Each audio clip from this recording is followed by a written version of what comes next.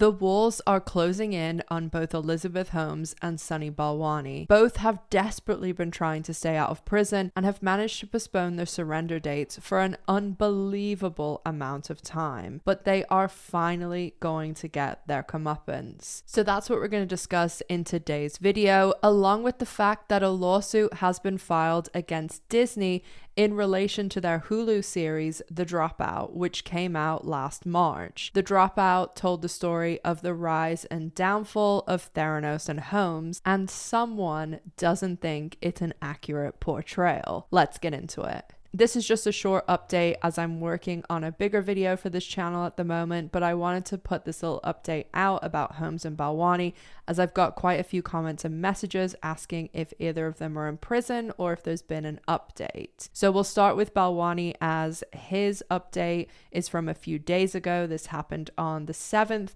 and Holmes's update is actually from today, about an hour ago. So just to talk about Balwani, it's not a huge update because in short, his time has officially run out. I think we are really going to finally see him go to prison because Balwani's request for bail from the 9th Circuit Court of Appeals has been denied on April 7th last week. Balwani has also been given a new reporting date for prison of April 20th, which is just 9 days away and just a week before Holmes is supposed to go to prison. I think Sunny Balwani has finally exhausted everything he can possibly do, and surely he finally must be going to prison on April 20th. But of course, I'll put out an update if anything else happens, and I'll put out an update on the 20th if he does actually go to prison this time. The latest Holmes update, as I said, this just came out about an hour ago. The judge has denied a request to release Elizabeth Holmes from prison while she appeals her fraud conviction. No surprise there. Holmes has said she needed to stay out of prison because of her 2 young children. Children that Holmes had, knowing fully well she was on trial for fraud and facing serious prison time.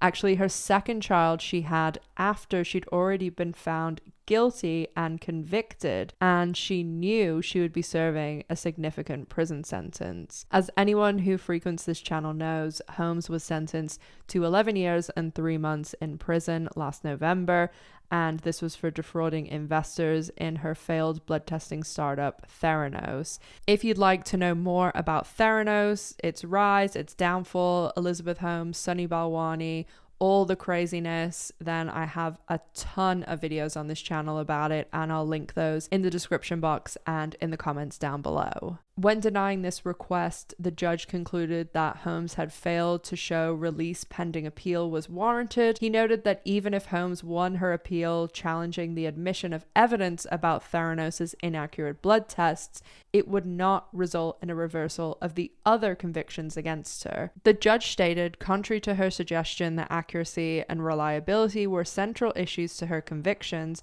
Miss Holmes' misrepresentation to Theranos investors involved more than just whether Theranos' technology worked as promised. Though the judge found that Holmes posed little risk of flight or danger, despite the fact a lot of people believe she is a flight risk due to her actions in January, I'll have a video linked about that below, he said her fraud spanned several years and involved numerous investors. Releasing her would undermine the integrity of the judicial process, the judge determined. And I think the judge is 100% right here because so many people are aware of this fraud.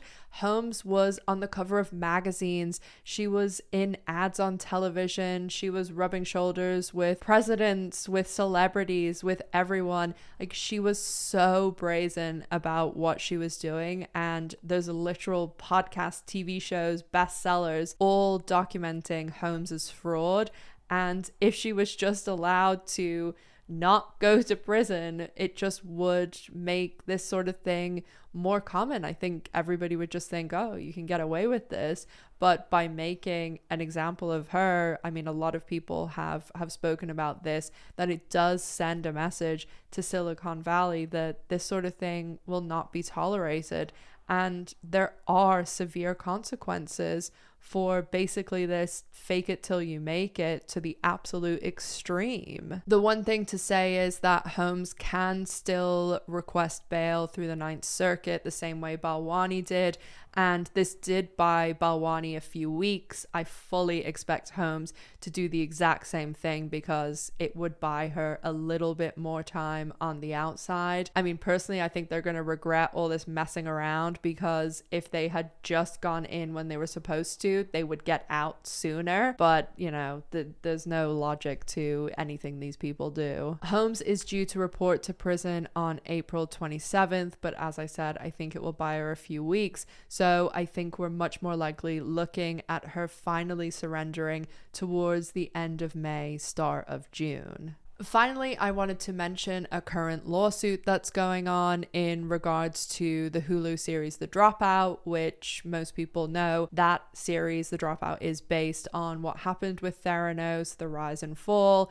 and it came out last March. It was on Hulu in the US and then Disney Plus in Europe, and this series was pretty popular, and Amanda Seyfried, who played Elizabeth Holmes, she ended up winning a bunch of awards for it, so it was seen by a lot of people. But this lawsuit came out about 2 or 3 weeks ago. I didn't think it warranted its own video, so I just wanted to tack it on the end of the next kind of Theranos update. So this lawsuit is being filed by Adam Rosendorf, who was a source for John Carreyrou, who of course is the reporter who broke the whole Theranos scandal. His Wall Street Journal article exposed Theranos and Holmes, and later his book Bad Blood went on to lay everything out that happened with Theranos. Adam Rosendorf was Theranos' lab director, and Rosendorf is now suing Disney and claiming the character he believes is based on him has had devastating effect on his reputation and career as a physician, because media and even acquaintances have concluded that Rossler, who is the character in The Dropout, who Rosendorf says is based on him, actually ended up covering up Theranos' fraud by ordering the destruction of damaging lab results, falsifying records, and engaging in other dishonest and unethical conduct in the series. The filing stated, quote, "At the time of the trial, Rosendorf was considered a heroic whistleblower, a witness who was instrumental in the jury's verdict convicting Holmes. Now he has been falsely portrayed as a perjurer, a criminal, and of being completely unfit to practice his profession," end quote. Adam Rosendorf has had some strange behavior over the past year. The last update I had done on him, he had showed up unannounced at Holmes's house and started comparing what happened to Theranos to Michael Jackson. I will link that video below that goes into a bit more detail about that, but I think Adam Rosendorf should consider himself pretty lucky that he wasn't pulled up on anything. There's also been some other questionable things that have arisen about other employment he's held, especially after Theranos. So honestly, I'm not too sure what to make of this, although I don't think that this lawsuit will turn into anything. Let me know down in the comments what you think about everything. Do you think Balwani and Holmes are finally actually going to go to prison this time?